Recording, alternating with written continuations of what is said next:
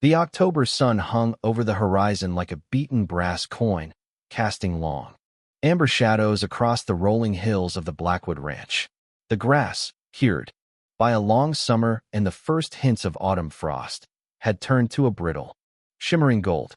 Caleb Thorne sat atop the 1972 John Deere, his hands, calloused and stained with the honest grease of a morning's labor, resting steady on the vibrating steering wheel. He felt the machine's rhythm in his marrow.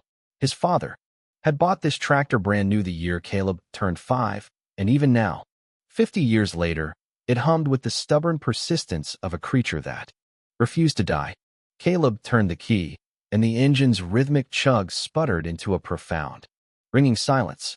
The world rushed back in, the dry rattle of mesquite leaves, the distant call of a red-tailed hawk, and the low, rhythmic thrum of tires on gravel. 3 black Range Rovers, polished to a mirror finish that looked alien against the rugged landscape, pulled to a synchronized stop on the far side of the perimeter fence. They looked like a funeral procession for a world that hadn't died yet. The doors opened with a soft, expensive thud. A woman stepped out. She was dressed in a tailored navy blazer and silk trousers. That cost more than Caleb's first truck. Her hair was pulled back into a sleek, severe ponytail, and her sunglasses reflected the vast Texas sky, hiding whatever humanity might have been in her eyes. She didn't look at the land. She surveyed it, the way a general looks at a map or a butcher looks at a carcass. She walked to the fence line, her heels sinking slightly into the soft earth of the shoulder, and looked straight at Caleb. "Hey, Flannel," she called out, her voice cutting through the crisp air like a serrated blade. "You the help out here?" Caleb did not turn around. He didn't even shift his weight. He reached for his thermos, unscrewed the plastic cup, and poured a steady stream of black coffee. The steam rose in a thin, defiant ribbon. "Listen carefully," the woman continued, her tone sharpening with the impatience of someone who was used to being the most important person in any room. "That rust bucket of yours is currently trespassing on my future parking lot. Why don't you ride it home to whatever trailer you crawled out of and tell your boss? The grown-ups are here now. We have a survey to conduct, and I don't have time to negotiate with the landscaping." Caleb took a slow sip of the coffee. It was bitter and hot. He waited exactly 5 seconds, a silence that stretched out until it became a wait. He didn't give her the satisfaction of a glance. He simply reached out, turned the key, and let the John Deere roar back to life, the plume of blue diesel smoke drifting lazily toward the shiny black SUVs. 200 miles away, in a glass and steel monolith in downtown Dallas, Julian Vane signed a survey order with a fountain pen that cost 4 figures. The document was for Summit Ridge, a massive development project centered on the water rights of Azure Creek. He didn't know the name Caleb Thorne. He didn't care to.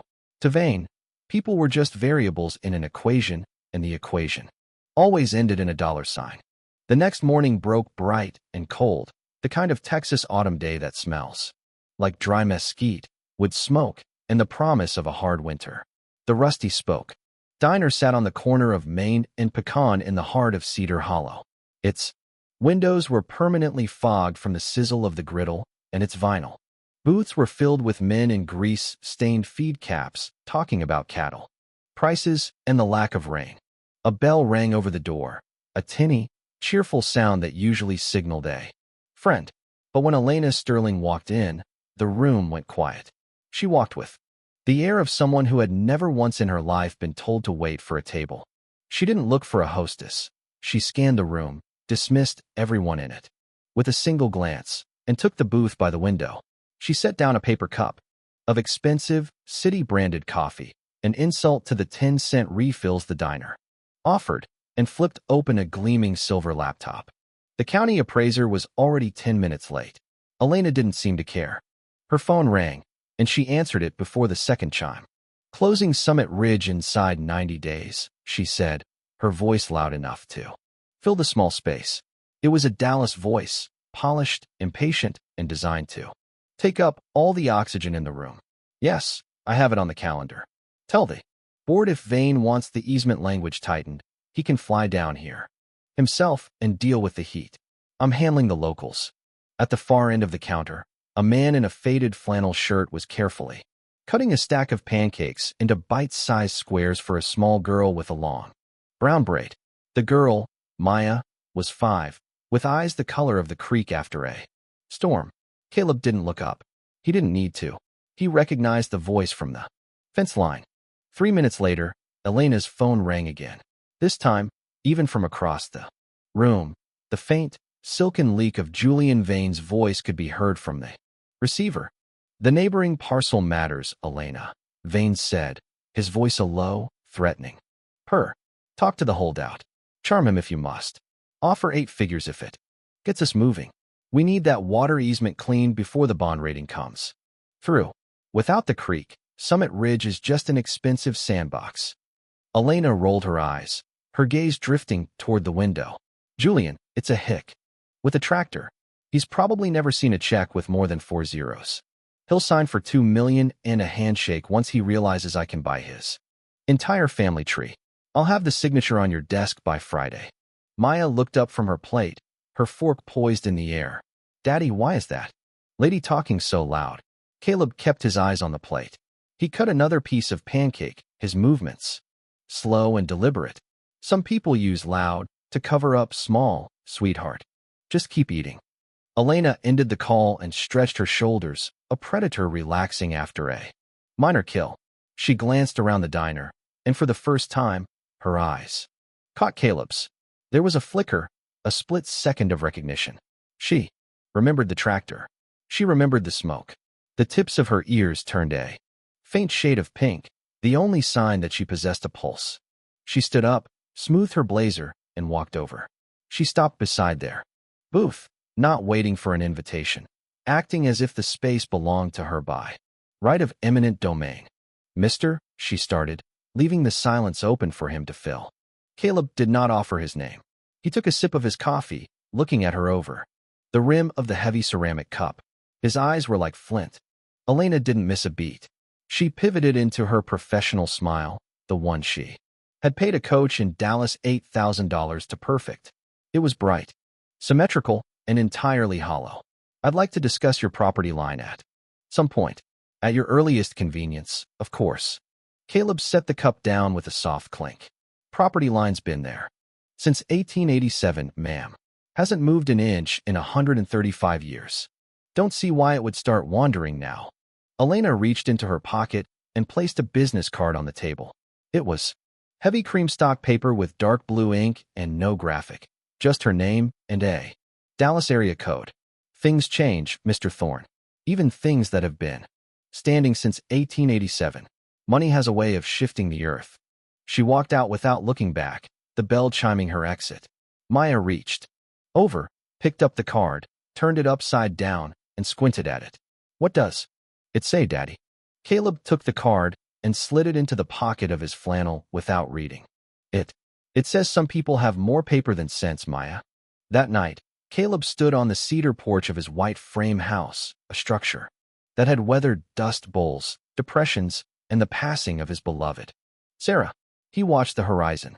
Across the creek, on the Summit Ridge side, the headlights of the surveyor's trucks swept slow, methodical patterns through the brush. One light at dusk, then 2, then 4 by midnight. They were moving like a slow-motion invasion. At 8 the next morning, Isabel Mendez picked up the phone in her 2-room law office above the Cedar Hollow hardware store. She was a woman who knew the history of every acre in the county, and she knew that when the city came calling, it usually meant trouble. Elena Sterling was on the line, already mid-sentence. I need a list of holdout landowners adjacent to Summit Ridge. Anyone whose signature might be required. For easement adjustment. I want it within the hour. Isabel reached for a notepad, her expression unreadable. She gave 3 names. Speaking slowly, deliberately. None of them was Caleb Thorne. What about the parcel to the east? Elena pressed, her voice tight. The one with the old white house and the John Deere. I drove past it yesterday. Who owns that? Isabel set her coffee down. Her voice grew quiet, laced with a warning that Elena was too arrogant to hear. That parcel is privately held, Miss Sterling. The owner doesn't take meetings. and he doesn't take kindly to strangers poking at his dirt. Isabel hung up before Elena could respond. She sat at her desk for a full minute, staring at the faded floral wallpaper. Then, she opened the bottom drawer of her filing cabinet. Tucked behind a row of plain manila folders was a thick leather binder, Blackwood Ranch Deed History, 1887, present. She placed her hand flat on the cover. She didn't open it. She didn't have to. She knew what was inside. She knew that the water Elena Sterling so desperately needed didn't belong to the state, and it didn't belong to the development. 3 miles east, behind the old horse barn, Caleb climbed the wooden stairs to a loft he had built himself the spring after Sarah died.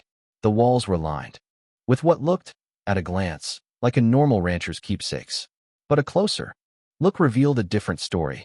There was a framed bachelor's degree in agricultural economics from Texas A&M. Dean's List. There was a grainy black and white photograph of his great-grandfather receiving a deed from a Texas land office clerk in 1887. And in the center of the desk was a current hydrology survey, color-coded by aquifer zone. Azure Creek was marked in a deep, vibrant blue. The line of the flow ran east, across Blackwood land before it reached anything else. 14,000 acres of the proposed Summit Ridge development depended entirely on water that could not be legally moved, redirected, or touched without Caleb Thorne's signature. Without his name on a single page, not one drop of water would ever cross the fence. Caleb picked up the phone. "Theo, pull the easement files," he said when his attorney in Austin answered. "Every page Sterling's firm has filed on the Summit Ridge deal in the last 6 months. I want to see the fine print." That afternoon, Elena's Range Rover kicked up a cloud of caliche dust as she drove up the long gravel drive of the Blackwood Ranch. She didn't come with a contract this time. She brought a bottle of Napa Cabernet that had cost $400, and she carried it like a peace offering. Caleb met her on the porch. He didn't invite her in. He took the bottle, set it on the porch railing without looking at the label, and then stepped into the kitchen. He returned with a glass of water, condensation beating on the outside. "Water here's older than the wine, ma'am," Caleb said, handing it to her.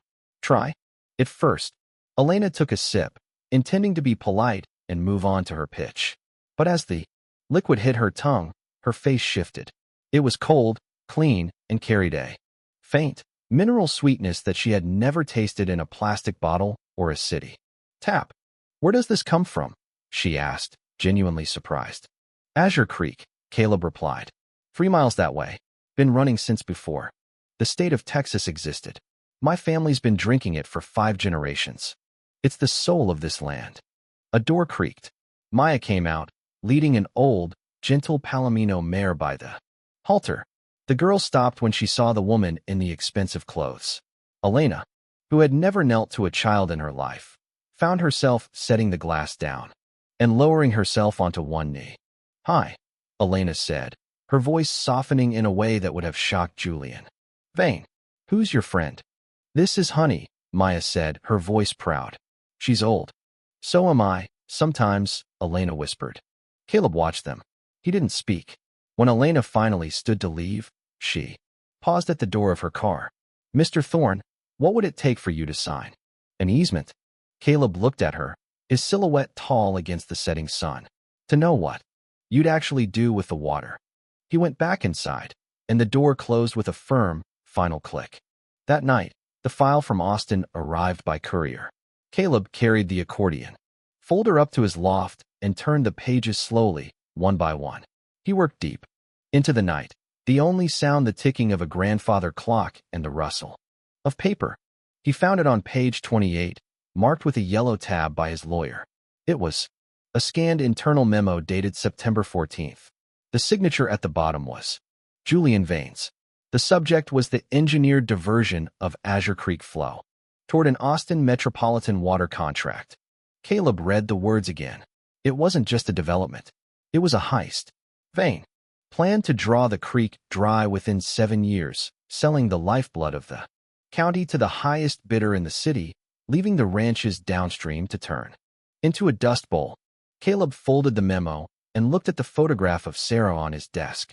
"Sarah, would have burned this place to the ground before letting them have a drop, he whispered to the empty room. At 6 the next morning, the surveyors crossed the fence. Caleb was already there. He had been up since 4:30, sitting on the porch, with a cup of black coffee, watching the sky turn from charcoal to peach. When he saw the first white flag go into the soil on his side of the property line, he didn't yell. He didn't grab a gun. He simply set his coffee down and walked out. He stopped 20 feet from the survey foreman. "Gentlemen, you're on Blackwood land. I'll need you to pack up and step back across that fence." The foreman, a man who had spent his life taking orders from people in offices, called Elena. She arrived in 20 minutes, her blazer thrown over a silk shell, her new cowboy boots looking stiff and uncomfortable in the dirt. "Mr. Thorne, my crew has authorization," she said, her voice regaining its professional edge. "If your fence line is in dispute, I suggest you take it up with the county." Caleb said nothing for a beat. He took out his phone and dialed a number. "Silas? It's Caleb Thorne. I've got 6 men trespassing on my property, and I'd appreciate a deputy when you've got the time." Sheriff Silas Bender pulled up 12 minutes later in a cruiser the color of dried mud. He stepped out, settled his hat, and walked straight past Elena as if she were a ghost. "Morning, Caleb," Silas said. "What have we got?" Elena noted the Caleb. She noted the way the sheriff stood, relaxed, yet completely aligned with the man in the flannel shirt. "They're confused about where the world ends and where I begin," Caleb said. The sheriff turned to the surveyors. He didn't raise his voice. "Gentlemen, pull the flags. Load the trucks. If I see a tire track on this side of the wire in the next 10 minutes, we're going to have a very long conversation at the station." Within 10 minutes, the crew was gone. Elena stood alone in the middle of the dirt road, her blazer feeling like a heavy, useless piece of armor. She didn't get back in her car. She walked over to the fence and put her hands on the top rail. Caleb joined her. "Why does the sheriff call you by your first name?" she asked, her voice small. "Because his mother was my 3rd-grade teacher," Caleb said. "That's how it works out here, Miss Sterling. We don't have parking lots. We have memories." Elena didn't answer. From the porch, Maya waved at her. A small hand, a small smile. Elena waved back before she could stop herself. She drove back to the motel in Cedar Hollow in a daze. In room 12, she opened her laptop and, for the first time, typed the words herself into the county database. Blackwood Ranch. Acreage, 14,237. Last appraisal, $118,400,000. Sole owner, Caleb A. Thorne. Elena read the screen 3 times.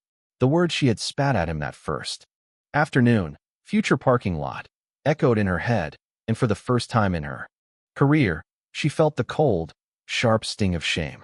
She realized she wasn't dealing with a hick with a tractor. She was dealing with a man who owned the very ground she was standing on, and a man who knew exactly what that ground was worth, not in dollars, but in life. She turned her phone face down on the bedspread and stared at the ceiling, the taste of the Azure Creek water still lingering, cool and sweet, on the back of her throat. The line in the dirt had been drawn, and for the first time in her life, Elena Sterling wasn't sure which side she wanted to be on. The fluorescent lights of the Cedar Hollow Motel hummed with a low frequency buzz that seemed to vibrate inside Elena Sterling's skull. It was 2 a.m. On the bedside table, her silver laptop sat like a glowing accusation, the cursor blinking steadily in the search bar of the county's property records. She had spent the last 4 hours dissecting the life of Caleb Thorne, expecting to find a trail of debt, a history of failed crops, or a messy divorce, the usual cracks in the armor of a rural landowner. Instead, she found a fortress. The Blackwood Ranch wasn't just a piece of property. It was an ancestral, sovereign state. The deed history was a clean, unbroken line stretching back to the late 19th century. No liens, no secondary mortgages, no low interest, government bailouts. It was 14,237 acres of absolute autonomy. And at the center of it all sat Azure Creek, a water source that the Texas Water Development Board's maps highlighted in a way that made it look like a jagged blue vein. pumping life into the parched chest of the county. Her phone vibrated on the nightstand, the screen illuminating the room with the name Julian Vane.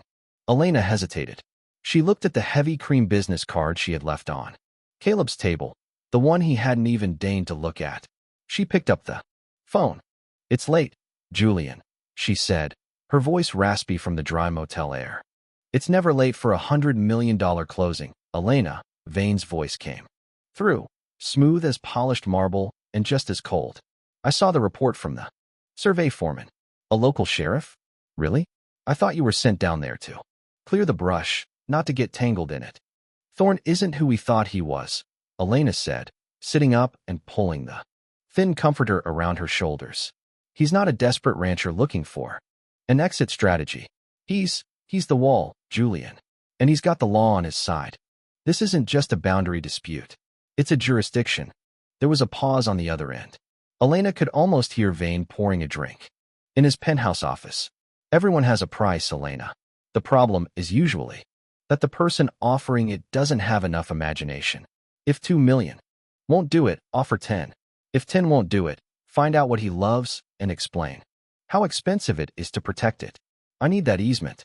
The bond rating for Summit Ridge is contingent on a guaranteed water supply. Without Azure Creek, we're just selling dirt and dreams. Fix it." "I'm going back tomorrow," Elena said, though she didn't know yet what she would say. "Don't go back with a checkbook," Vane whispered. "Go back with a scalpel. Find the nerve, Elena, then press." The line went dead. Elena stared at the darkened screen. She felt a phantom taste in her mouth, the cold, sweet mineral hit of the water Caleb had given her. It felt like a betrayal of her own city-bred blood. The next evening, a different kind of visitor arrived at the Blackwood Ranch. Isabel Mendez parked her dusty sedan behind Caleb's John Deere.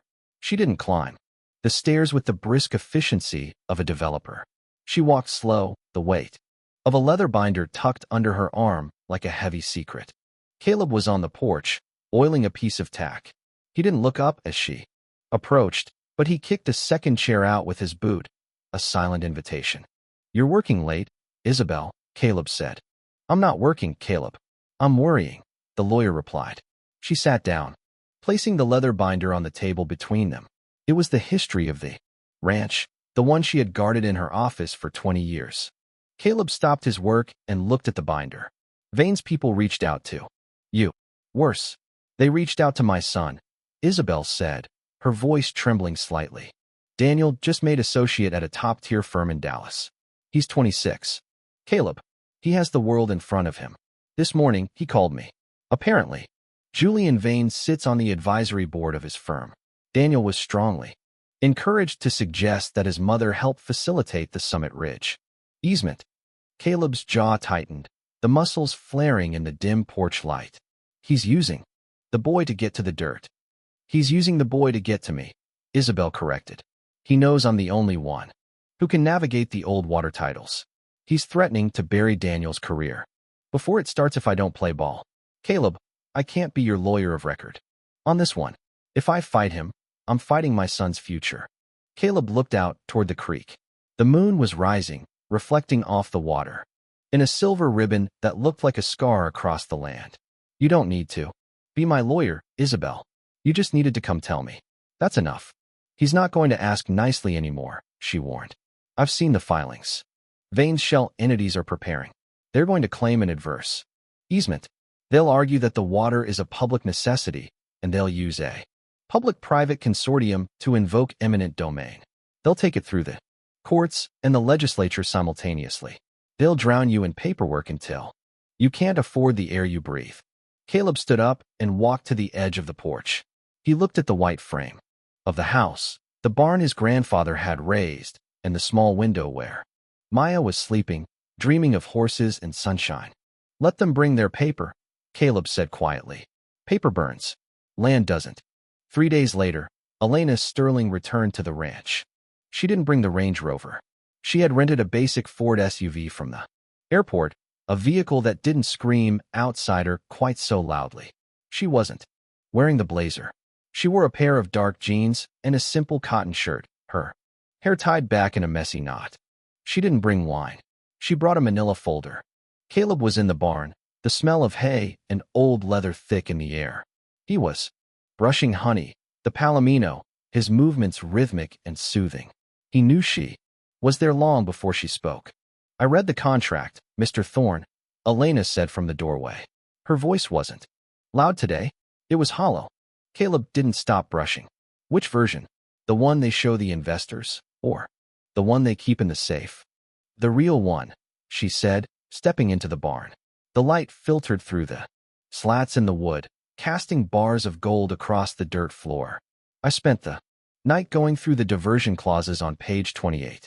I'm an Ivy League lawyer, and it took me 4 hours to find the trapdoor. They aren't just looking for an easement for supplemental use. They've already pre-sold 80% of Azure Creek's flow to an Austin municipal contract. They're going to build a high-pressure pumping station at the boundary line. Caleb stopped. He turned to look at her, his eyes searching hers for the lie. And what does that do to the downstream? It kills it, Elena said, her voice barely a whisper. In 7 years, the water table will drop 40 feet. The springs will stop. Your land will be a graveyard. They knew it when they drew the blueprints. Vane knew it. And until last night, I didn't. Caleb walked to the workbench and picked up a clean rag. He wiped his hands, the silence in the barn stretching out, heavy and suffocating. Why are you telling me this, Miss Sterling? You're on the wrong side of the fence for the truth. Because I signed my name to it, she said, and for the first time, Caleb saw a crack in the Dallas polish. Her eyes were bright with a sudden, sharp anger. I signed the purchase agreement as the lead representative. I told the county appraiser this would bring growth. I told myself it was just business. But I grew up in a high-rise, Mr. Thorne. My father was a man who sold leverage. He went broke twice, and both times, he told me that the only thing that mattered was the value of the next deal. He taught me that land was just a slow-moving stock. But he never told me what it felt like to hold something that actually lived. Caleb looked at her for a long moment. Then, he tipped his head toward the back of the barn. Come on. I want to show you something. They walked out the back of the barn, past the windmill that creaked in the wind, and up a long, gentle rise. The grass brushed against Elena's jeans, a dry, whispering sound. As they reached the top of the hill, the world opened up. The Azure Creek snaked below them, green and vibrant against the gold of the pasture. Beneath a single, massive live oak, a tree that looked like it had been standing since the dawn of time, lay a piece of gray granite. It was low to the ground, weathered by the elements, with no ornate carvings. Just a name and 2 dates. Sarah Thorne. At the foot of the stone sat a small clay pot of bluebonnet seedlings. Struggling but determined. My wife knew this land better than I do, Caleb said, his voice carrying a weight that made Elena want to look away, yet she couldn't. She was an ecologist. She spent her senior year at A&M mapping the flow of the Azure. She used to say that land doesn't belong to people. People belong to the land. We're just the temporary tenants, here to make sure the next generation doesn't inherit a desert. Elena looked at the grave, then at the vast, beautiful expanse of the Blackwood Ranch. She thought of the 43rd floor in Dallas, the glass, the oiled walnut, the clinical distance from the earth. Vane doesn't understand that, she said. I don't think you did either, until this week, Caleb replied. It wasn't an insult, it was an observation. I didn't, Elena admitted. I thought you were just a holdout. A man looking for a bigger payday. I thought everyone had a number. I do have a number, Caleb said, turning to face her. It's the number of years this creek has run without stopping. It's the number of breaths my daughter takes in this air. It's a number your Julian Vane can't count to. A small, thumping sound came from the trail behind them. Maya appeared, her braids flying as she ran toward them, her face flushed with the excitement of a 5-year-old. She skidded to a stop next to Caleb, then looked shyly at Elena. Ms. Elena, do you want to see the new calf? Maya asked, reaching out a small, dirt-smudged hand. Elena looked at the hand. She looked at Caleb. Then, she reached out and took Maya's hand. The skin was warm and real, a stark contrast to the cold glass of her phone and the smooth paper of her contracts. I'd love to see the calf, Maya, Elena said. As they walked back down the hill, the sun setting behind them in a blaze of violet and orange, Caleb watched the woman from the city. He saw the way she adjusted her stride to match the little girl's. He saw the way she looked at the trees, not as obstructions, but as living things. He knew then that the price of the spring wasn't going to be paid in gold. It was going to be paid in something much more dangerous, loyalty. Late that night, back at the motel, Elena's phone rang again. Julian Vane. She didn't answer. Instead, she opened her briefcase and pulled out her personal copy of the Summit Ridge master file. She turned to the signature page. Her own handwriting stared back at her, bold, confident, and utterly ignorant. She took a deep breath and picked up the phone. She didn't call Julian. She called the only person she knew who could help her tear the whole thing down.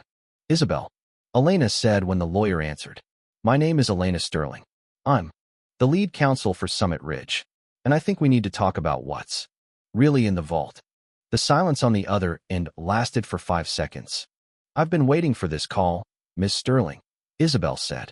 The question is, are you ready to lose everything you've built to save something you just found? Elena looked at the empty cup of water on her nightstand, the last traces of Azure Creek still clinging to the glass.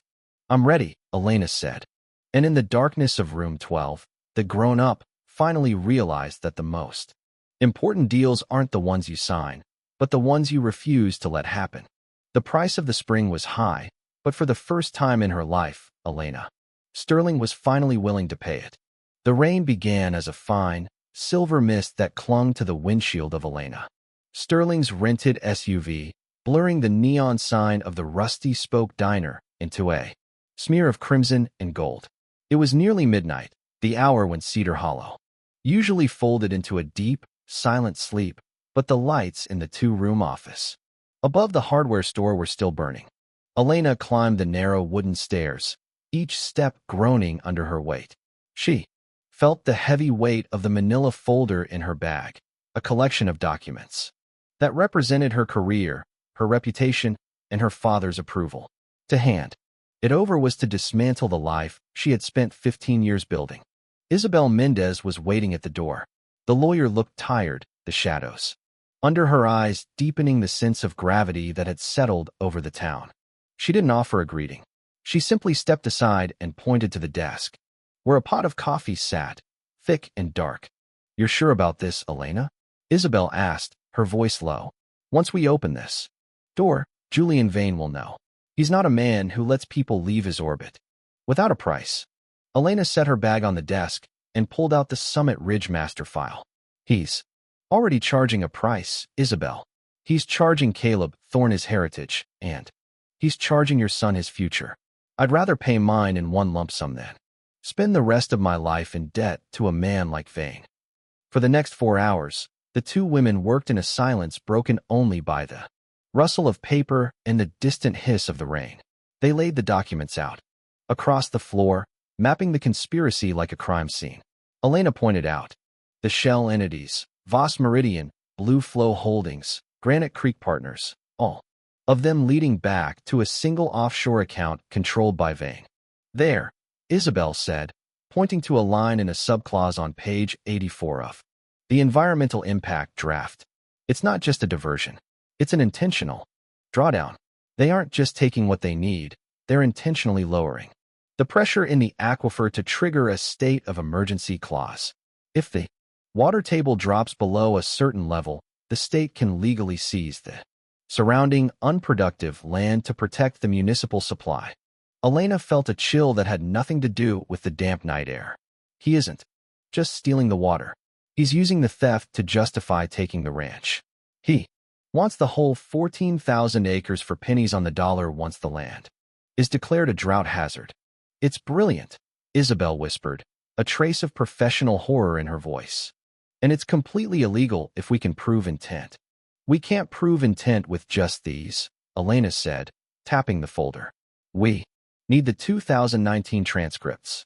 Before Summit Ridge was even a name, Vane had a meeting with the deputy commissioner. I saw a reference to it in a deleted memo, but the file was gone from the server before I could pull it. Isabel looked up, her eyes sharpening. I know who has it. Or at least, who Might. The following morning was one of those rare Texas days where the air feels like it's been washed clean. Caleb was in the horse pasture, checking the tension on a fence line that had been sagged by a fallen limb. He saw the Ford SUV turn into the drive, but he didn't stop his work. Elena didn't wait for him to come to her. She hopped the fence, her boots, now scuffed and covered in a fine layer of caliche, landing firmly in the grass. "Isabel and I walked through the files last night," she said, catching her breath. Caleb leaned against a cedar post, his gloved hands resting on the wire. "And it's worse than the water, Caleb. He wants the ranch. All of it.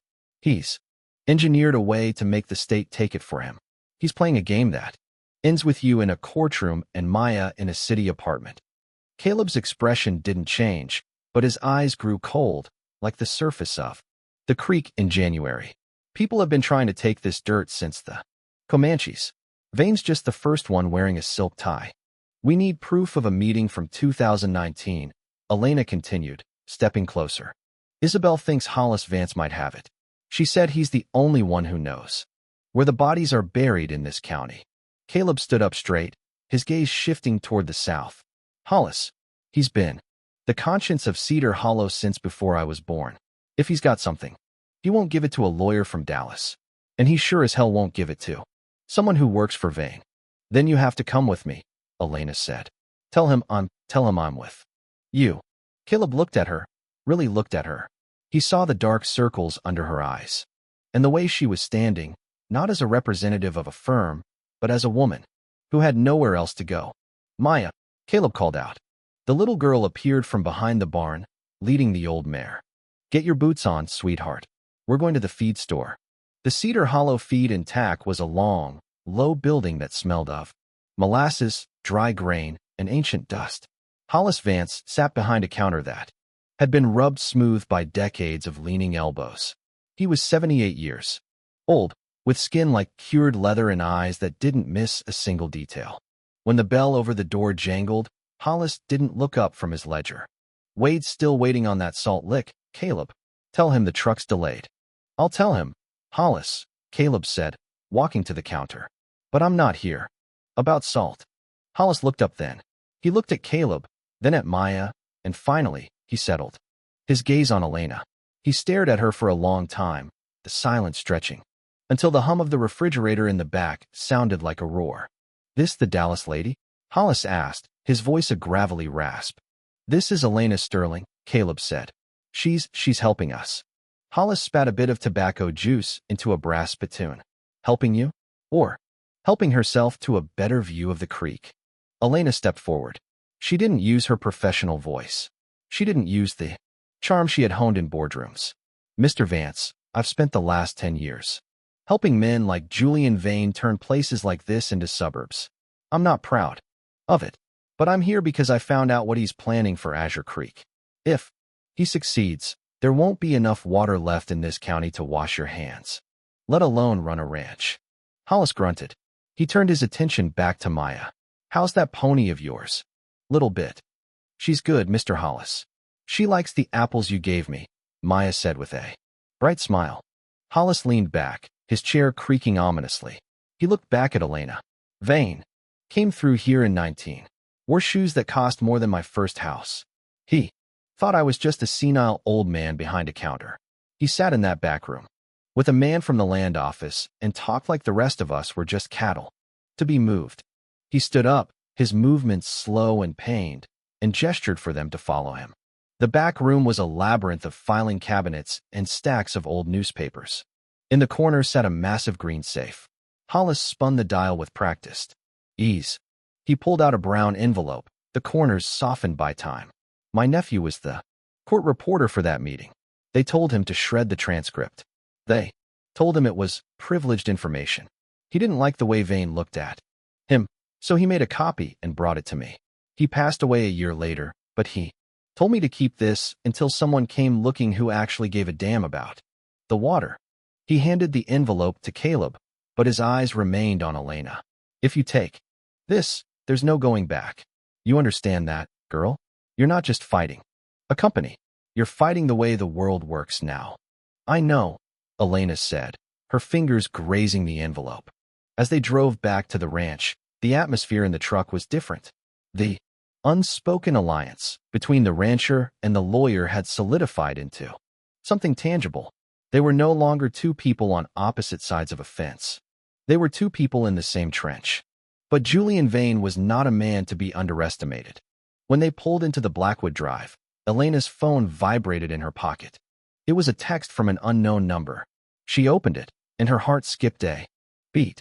It was a photograph, a high-resolution shot of Isabel Mendez's son, Daniel, walking into his law office in Dallas. Beneath the image were 6 words: ask your friend Reyes to stay out of this. GP. Elena felt a surge of nausea. Vane was moving. He wasn't just tracking her, he was targeting the people she had touched. Caleb saw her face go pale. He pulled the truck to a stop and put it in park. What is it? Elena showed him the phone. He's threatening Daniel.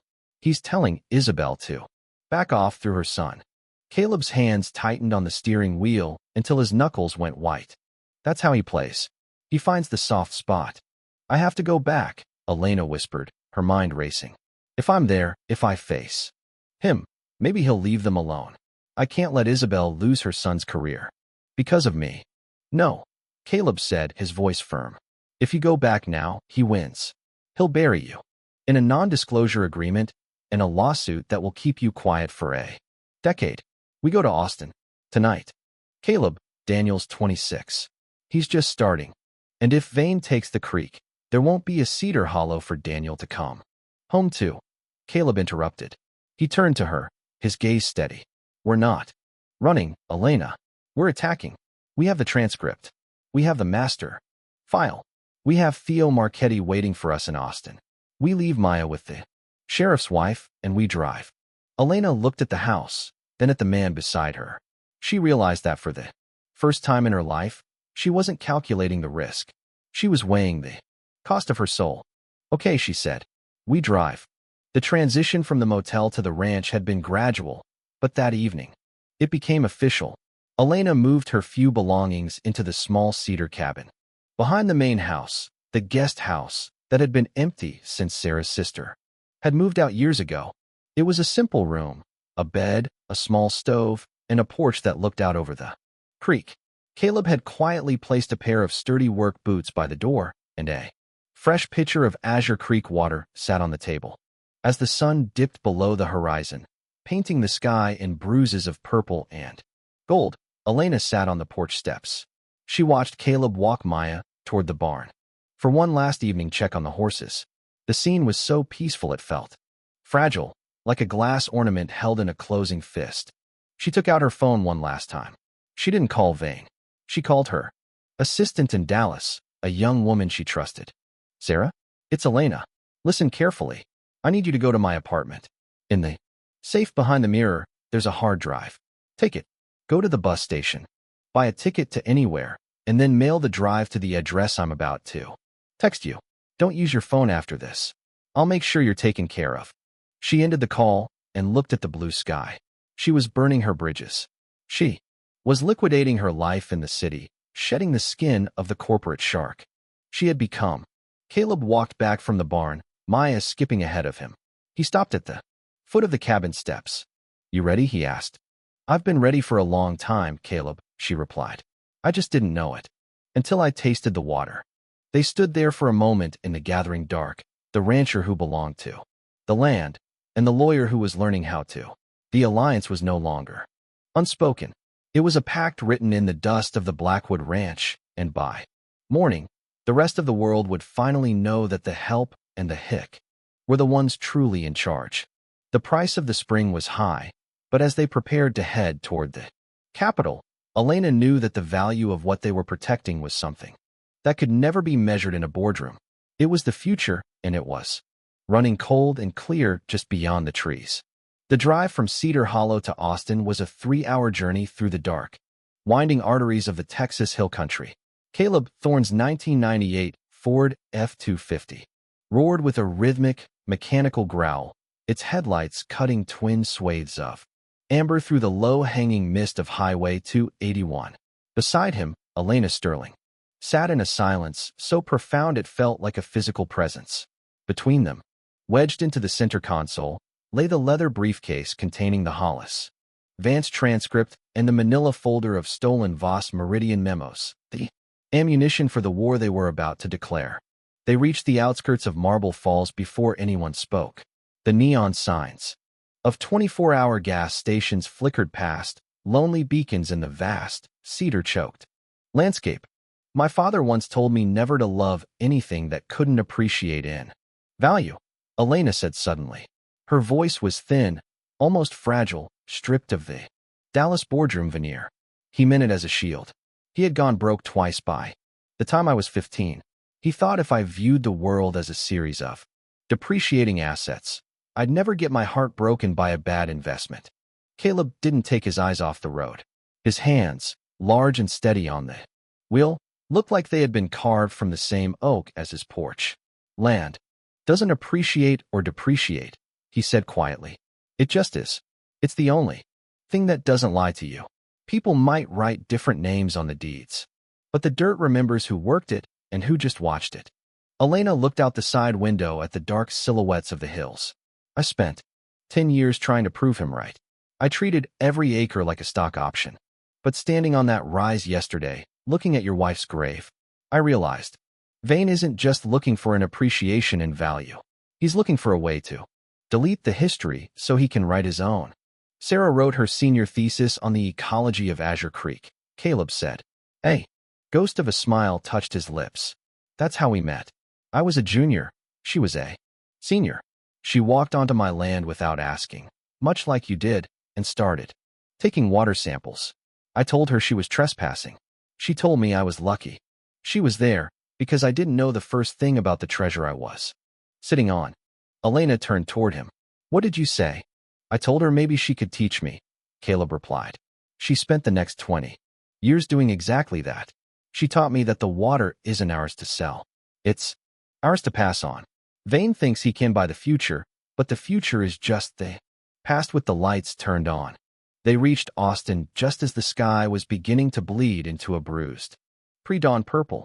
The state capitol rose out of the Colorado River Valley, a shimmering forest of glass and steel centered around the illuminated granite dome of the Capitol building. It was a city built on the intersection of old land and new money, the very battlefield where their fate would be decided. Theo Marchetti's office was located on the 18th floor of a stone-faced building, 2 blocks off Congress Avenue. Theo was a man who looked like he had been born in a 3-piece suit, but his eyes held the weary, sharp intelligence of a man who had spent 40 years fighting the state of Texas and winning. When Caleb and Elena walked in, Theo didn't waste time with pleasantries. He had coffee waiting, and his sleeves were already rolled up. He spent 90 minutes with the Hollis Vance transcript. He read it once for the facts, a second time for the legal vulnerabilities, and a third time in total silence. When he finally set it down on his mahogany desk, he looked at Elena. You realize that by giving me this, you are effectively ending your career at Voss Meridian, Theo said, and quite possibly your career in land law. Vane will come after your bar license. He will claim you violated attorney-client privilege. He will try to paint you as a disgruntled employee who stole proprietary secrets. I've already written my resignation, Elena said, her voice unwavering. And as for the privilege, the crime-fraud exception applies. Julian Vane used my legal counsel to facilitate a conspiracy to commit fraud and violate state groundwater laws. The privilege doesn't protect a heist, Theo. Theo nodded slowly, a glint of respect in his eyes. Then we don't wait for Wednesday. We file the moment the clerk's office opens at 9 a.m. We file a civil RICO complaint, an injunction to freeze the Summit Ridge project, and a formal whistleblower affidavit with the Attorney General's office. Can we win? Caleb asked. With this transcript? We don't just win, Caleb. We burn the building down. Theo said. This is a recorded admission of intent to bypass eminent domain laws through the engineered destruction of a private aquifer. It's the smoking gun that doesn't just stop a project, it starts a grand jury. The next 4 hours were a blur of high-stakes legal maneuvering. While Theo's associates prepared the filings, Caleb and Elena sat in the small break room. The Hum of the city drifted up from below, the sound of a world that had no idea the tectonic plates were shifting. At 9:02 a.m., the documents were stamped and filed at the Travis County Civil District Court. The shockwave was almost instantaneous. By 11 a.m., the Dallas Business Press had picked up the story. By noon, the headline, Voss Meridian accused of aquifer conspiracy in Hill Country land grab, was trending on every financial wire in the state. Inside Theo's office, the phones began to scream. Elena sat at the conference table, watching the stock ticker for Voss Meridian on the wall-mounted television. The numbers were in red. The market capitalization of the company was evaporating in real time. Vane is calling, Theo's assistant said, stepping into the room. He's online. 1. He's demanding to speak with Ms. Sterling. Caleb stood up, his hand instinctively moving toward Elena's shoulder. Elena took a deep breath, looked at Caleb, and then looked at Theo. Put him on speaker, she said. The voice that filled the room was not the silken, controlled purr Elena had heard in the diner. It was a jagged, desperate snarl. Elena, Julian Vane hissed. I hope you've enjoyed your little field trip to the country, because by the time I'm done with you, you'll be lucky to find work as a paralegal in a strip mall. You think those hicks can protect you? You think a few pages of a fake transcript will stand up against my board? I am the grown-up here, Elena. I am the one who decides who wins. The grown-ups are in the courthouse now, Julian, Elena said, her voice remarkably calm. And the board isn't yours anymore. Check the news. They just called an emergency session. Your one dissenting vote against the environmental audit just became public record. You didn't just lie to the landowners, you lied to the shareholders. And that's the one thing Dallas never forgives. I will bury Thorne, Vane roared. I will have his ranch for a parking lot. Before the month is out. The ranch is under a temporary restraining order. Theo Marchetti cut in, his voice like ice. And as of 10 minutes ago, the FBI field office in Dallas has opened a formal fraud and conspiracy file. I'd suggest you stop talking to us and start talking to a criminal defense attorney, Julian. You're going to need a very good one. The line went dead. Elena leaned back in her chair, her hands trembling. Caleb reached out and covered her hand with his. It was the first time they had touched without the presence of Maya or a contract between them. His skin was warm, a reminder of the sun and the dirt and everything that was real. It's over, she whispered. The beginning of the end, Theo said. Now, we wait for the board to act. They spent the afternoon in a small coffee shop with a tin ceiling for blocks away from the frenzy of the courthouse. They sat by the window, watching the Austin crowds, students, lobbyists, tourists, all moving through their lives. What happens to you now? Caleb asked, looking at her over his coffee cup. I don't know, Elena said. The board might try to keep me on to handle the cleanup, but I don't think I can go back to that office. The view from the 43rd floor looks different when you know what's happening on the ground. There's room at the Blackwood if you need a place to think, Caleb said. He looked at the street, his expression unreadable. The spare cabin Sarah's sister used, it's clean, it's quiet, and Maya keeps asking when you're coming back to see the horses. Elena felt a lump in her throat. Caleb, that's not nothing, what you just said. I know, he replied. At 4 p.m., the news broke. The board of Voss Meridian had voted 7-1 to remove Julian Vane as chairman, effective immediately. The Summit Ridge project was being suspended indefinitely, pending a full internal investigation. They had won. That night, they stayed in separate rooms on the 8th floor of a hotel on West 6th Street. At 10 p.m., there was a knock on Elena's door. When she opened it, Caleb was standing there.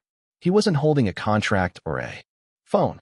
He was holding a green glass quart bottle, hand-corked, with condensation beating on the outside. Thought you might be thirsty, he said. Azure Creek water. I keep a few bottles in the truck. Sarah used to swear it was the only thing that could cure a city headache. Elena took the bottle, her fingers brushing his. Thank you, Caleb. Get some sleep, Elena. We're heading home in the morning. He closed the door, and Elena stood in the middle of the room for a long time, holding the bottle in both hands. She poured a glass and drank it slowly, sitting on the edge of the bed. It was cold, clean, and tasted of the earth. She didn't check her email. She didn't open her laptop. She lay down on the bed, fully dressed, and for the first time in 10 years, she fell into a deep, dreamless sleep, the sound of the city fading away until all she could hear in her mind was the steady, eternal rush of the spring. The reckoning in Austin was over. The battle for the land was won. But as the moon hung over the granite dome of the Capitol, Elena realized that the real journey, the one that began at the fence line, was only just starting. She was no longer a visitor. She was no longer the help. She was a woman who had found her way back to the water, and she wasn't about to let it go. The drive back from Austin was different. The Ford F-250 didn't feel like a war machine anymore. It felt like a sanctuary. As the skyline of the Capitol receded into the rearview mirror, replaced by the undulating waves of the hill country, the tension that had held Elena Sterling's shoulders rigid for a decade finally began to dissolve. Beside her, Caleb Thorne drove with the same steady, unhurried hand, but there was a new lightness in the way he watched the horizon. The silence between them was no longer a trench, it was a bridge. They reached the gates of the Blackwood Ranch just as the first stars of December began to pierce the high, cold blue of the Texas sky. When the tires hit the gravel of the long driveway, Elena felt a strange, fluttering sensation in her chest, a sense of arrival that she had never felt pulling into her penthouse in Dallas. Maya was waiting on the porch of the main house, wrapped in a thick wool coat that was a size too big, standing beside Sheriff Silas Bender. When the truck came to a halt, the girl didn't wait for it to fully settle. She scrambled down the steps, her braids flying, and threw herself not at her father, but at Elena. It was a short, fierce, complete hug, a small person's way of anchoring someone to the earth. "You're back," Maya whispered into Elena's coat. Elena knelt in the gravel, ignoring the dust on her slacks, and held the girl close. "I'm back, Maya. I'm not going anywhere for a long, long time." Caleb watched them from the driver's side, his hands deep in his flannel pockets. He caught the sheriff's eye and nodded. Silas tipped his hat, a silent acknowledgement that the world had been set right, and walked toward his cruiser. The law had done its part. Now, the land would do the rest. The transition happened in stages. For the first 2 weeks, Elena stayed in the cedar cabin behind the main house. It was a single room with a small iron stove and a porch that faced east. The first morning, she woke up to the sound of a red-tailed hawk and the smell of cedar smoke. She realized, with a start, that she didn't know what time it was. And for the first time in her adult life, she didn't care. She traded her tailored blazers for heavy denim jackets bought at Hollis Vance's store. She bought a pair of work boots that actually fit the shape of her feet, and by the end of the first week, they were stained with the honest red mud of the creek bank. She spent her mornings on the main porch with Caleb and Maya. They drank coffee as the sun burned the frost off the buffalo grass, and Caleb taught her the names of the grasses: little bluestem, switchgrass, city oats, grama. He showed her how to read the wind and how to tell if a storm was coming by the way the cattle gathered near the draws. "You're a quick study," Caleb said one afternoon as they sat on the porch steps. Elena looked at her hands. They were no longer the soft, manicured hands of a Dallas litigator. There was a small callus forming on the fleshy part of her thumb from helping Caleb tension a wire fence, and her fingernails were short and clean. "I spent my life studying things that were designed to change or disappear," Elena said. "It's easier to learn things that stay the same." In the second week, the legal fallout reached its crescendo. The Voss Meridian board, desperate to distance themselves from the shadow of Julian Vane, reached out to Elena. They offered her the interim chairmanship. They offered to double her salary and give her a blank check to rebrand the company. Elena sat at the small wooden table in the cabin, the phone glowing in the dark. She looked at the pitch, the same language of growth and leverage that had once been her heartbeat. She looked out the window at the silhouette of the live oak, where Sarah was buried. She typed a 2-sentence response. "I am not interested in rebranding a ghost. I am interested in protecting the dirt." Instead of returning to Dallas, Elena orchestrated the founding of the Azure Creekland Trust. She used her whistleblower award, a substantial sum that Vane's legal team had been unable to block, and liquidated her Dallas holdings. Along with a group of local conservationists and the backing of Theo Marchetti, the trust made a formal offer to the bank that now held the collapsed Summit Ridge. Note, they bought the 14,000 acres of the future parking lot for 60 cents on the dollar. On the day the papers were signed, Elena stood in the Cedar Hollow courthouse with Isabel Mendez. The land was officially placed under a perpetual conservation easement. No diversion would ever be drilled. No high-rise would ever cast a shadow over the creek. The water was safe. Isabel walked Elena to her car. "You know, Daniel told me something yesterday," the older lawyer said. "He said he's decided to stay with Marchetti and Boyd in Austin. He wants to specialize in water rights. He told me he saw a woman in a blazer stand up to a titan, and he realized that's the kind of law he wants to practice." Elena smiled, a genuine, tired smile. "Tell him the blazer is in a box in the attic. But the law stays." As December deepened, the air turned sharp and crystal clear. One Friday evening, Isabel drove out to the ranch with the leather binder she had kept hidden for 7 years. She and Caleb sat at the kitchen table while Elena helped Maya with her homework in the living room. "I found this in the back of the deed history, Caleb," Isabel said, sliding a single, folded sheet of cream stationery across the table. "Sarah gave it to me 6 months before the accident. She told me to keep it until the day came when you weren't looking at the past anymore, but at the future." Caleb opened the letter. The handwriting was elegant, a bit rushed, smelling faintly of the dried bluebonnets Sarah used to keep in her journals. It was a codicil to her will, written in the quiet language of a woman who knew her land was a living thing. "If I'm not there, Caleb," the letter read, "find someone who can stand on this land without trying to own it. Find someone who understands that the creek doesn't run for us, it runs through us. When you find that person, don't let the fence be the thing that keeps them out." Caleb read it twice. He folded it carefully and tucked it into the pocket of his flannel shirt, right over his heart. He walked out onto the porch where Elena was standing, watching the first stars of the evening. "Maya's asleep," Elena said softly. Caleb leaned against the post beside her. "Isabel brought me something. A letter. From Sarah." Elena felt a sudden, sharp pang of uncertainty. "Caleb, I never wanted to take her place. I just wanted to help you keep what she loved." "She knew that," Caleb said. He looked at her, his eyes reflecting the vast, dark sky. "She didn't write the letter to tell me how to remember her. She wrote it to tell me how to live after. She said the land needs someone who can stand on it without trying to own it." He reached out and took Elena's hand. This time, his fingers twined with hers, a deliberate, permanent gesture. "I think she was looking for you, Elena." The week before Christmas, the weather broke into a high, cold blue that only comes to Texas in the dead of winter.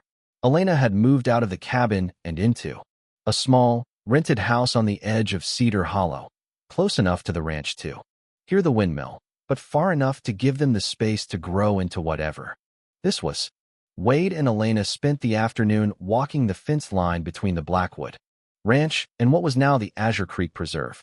Caleb carried a coil of new wire, and Elena carried the post driver. They worked with a synchronized rhythm that required no words. She held the wire taut against the cedar posts while he drove the Staples home. Her hands were scarred now, brown from the sun, and she felt a deep, physical strength she had never known in the city. When the last post was set, they straightened up together. They looked west, toward the rise where the spring bubbled out of the limestone, cold and clear, and older than the memory of man. "Wade," Elena said, using his first name for the first time since they had returned. "I don't know what this is yet. Between us, between the town and the city." Caleb set the post driver down in the dirt. He looked at her for a long moment, the way a man looks at whether he is trying to read, not with fear, but with respect. "It doesn't have to be anything yet, Elena," he said. "Land doesn't rush. It takes a season for a seed to break, and a year for a calf to find its legs. We've got time." A small, thudding sound of boots came up the trail behind them. Maya was leading, Honey by the halter, the old mare's breath puffing in the cold air like white plumes of smoke. The girl walked straight between them and took Elena's left. hand in Caleb's right. She turned the three of them toward the spring. The water was moving. It had always been moving. It would keep moving long after. The deeds were dust, and the names were forgotten. It was the silver thread that bound the generations together, the price of the spring finally paid in full by those who had the courage to let it flow. Wade felt his daughter's small fingers tight around his own. He looked at the woman on Maya's other side, the woman who had come to his fence in a blazer and left it in boots. She was looking at the water with the same reverence Sarah once had. He didn't let go. Neither did Elena. Some fences are built to mark where a world ends. Others are built to show where a new one begins. And as the sun dipped below the horizon, casting long, golden shadows across the Blackwood Ranch, the line in the dirt finally disappeared, swallowed by the grass, the history, and the eternal, living rush of the spring.